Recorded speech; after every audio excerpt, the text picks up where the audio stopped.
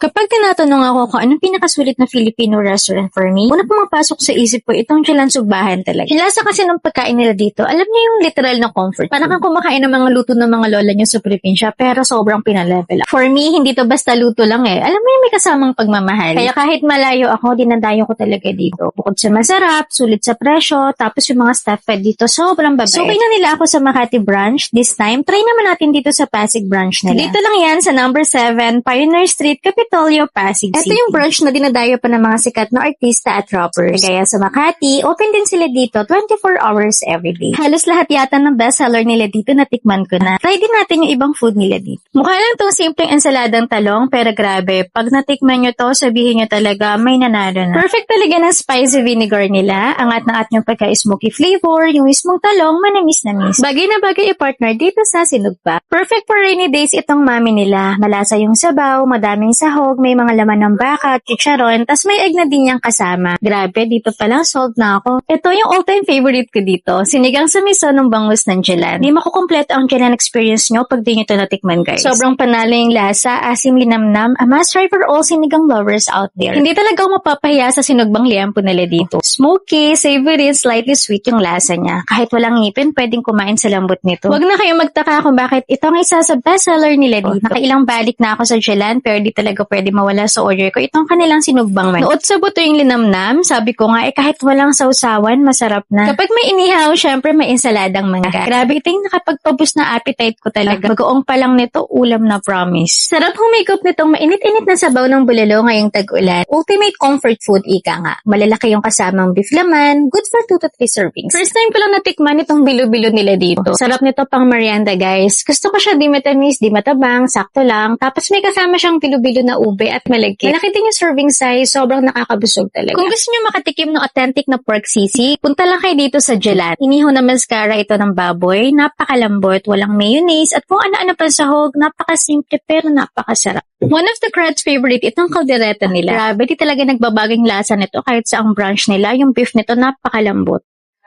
Sobrang sarap nito. Try din natin yung mga dessert at sa malamig nila dito. Itong banana con yelo nila, halos umapaw na yung gata sa sobrang dami. Nakaka-refresh, ang laki din ng serving size nito in person. Meron din sila ditong halo-halo na overload din sa milk at laman. Meron yung ube, may leche flan, jellies, minatamis na saging, mga beans, at kung ano-ano pa. Very creamy pero hindi nakakaumay. Pwede din kayo umorder ng iced tea tower dito. Meron silang 2 liters, 3 liters, and 5 liters. Perfect na perfect for family and barkada. Grabe, sira talaga ang diet ko pag napupunta ako dito. Kahit sa ang branch nila, masarap, same lang yung lasa, at yung quality hindi nagbabago. Nung pumunta kami dito lunchtime, puno yung dining area nila. Sabi ng mga nakausap ko na customer, yung iba dito, halos araw-araw talaga dito na kumakain. Hindi na ako magtataka. Deserve nilang lumaki, deserve nilang dumami, at deserve nilang lalo pang makilala. Kaya, sa mga di pa nakaka-try dito, puntahan nyo na sila dito, guys. Go!